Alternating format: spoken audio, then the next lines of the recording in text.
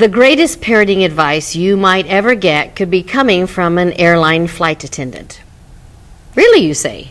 That person who tells me how to buckle my seatbelt on the airplane? That person? Yes, that person. Because that person also gives you critical information about you and your child.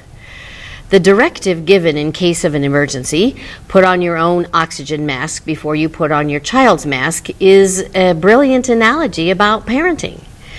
You must take care of yourself first, and then tend to your child. You will be of no assistance to someone dependent on you if you are not fully functioning. Now, I have met some parents who do that with ease. They have no qualms about taking care of themselves before their child, and they have little guilt about meeting their own needs and giving whatever time and attention, if any, may be left over to their child. But most parents are not like that at all. Most parents strive to be all supporting, all encouraging, and all everything to their offspring. But in doing so, they may neglect their own self-care. So how exactly can we do that? How do we stop parental time starvation and nurture ourselves and our children? We can do it by beginning to find margin. This concept of margin is advocated by Dr. Richard Swenson in his book titled, appropriately, Margin. Margin refers to the white spaces at the top, bottom, and sides of a printed page. If there were no margins in books, words would be printed on every available space, crowded, pressed together, like we often find our lives. Swenson believes we schedule more and more for our families, for our kids, for us, until there is no space left for us to take care of ourselves. We may feel exhausted, but we are not helpless. We can make margin and find that time for ourselves, and here's how. Turn off the television. For the average adult, that would gain more than 30 hours a week. Turn off other technology. Fasting from our many devices can give new life to us human beings, and it can give us what we really may be craving, which is a feeding of our family connections. Take a look at these images. If the devices were really removed, as is shown here, would we begin to relate to the humans around us? What are we losing with the people we love when technology overtakes us? Can we learn to look into the eyes of our friends and loved ones and make meaningful contact?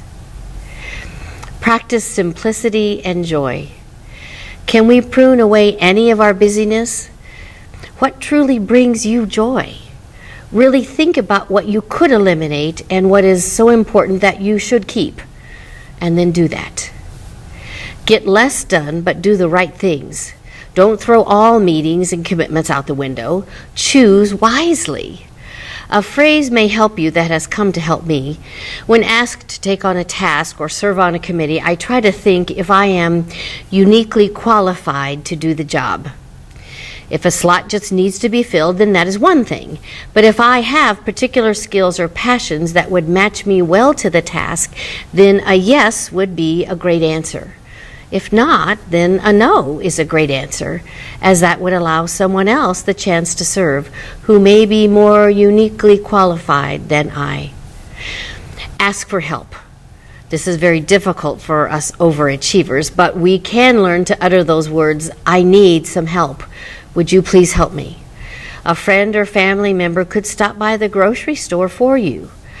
Trade childcare duties. Let your kids or your spouse help make those cookies for the holiday party. They may not be made as well as your cookies, but they will probably be just fine. Or they may even be better. Wouldn't that be something? And what will you do with this newfound margin? What works best as your oxygen mask?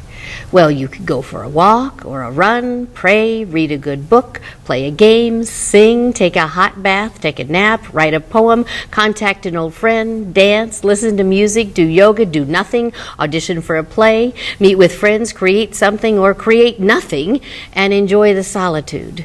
Whatever fills your soul. We can never nurture our children's souls if our own is in need. We can and must put on our own oxygen masks first.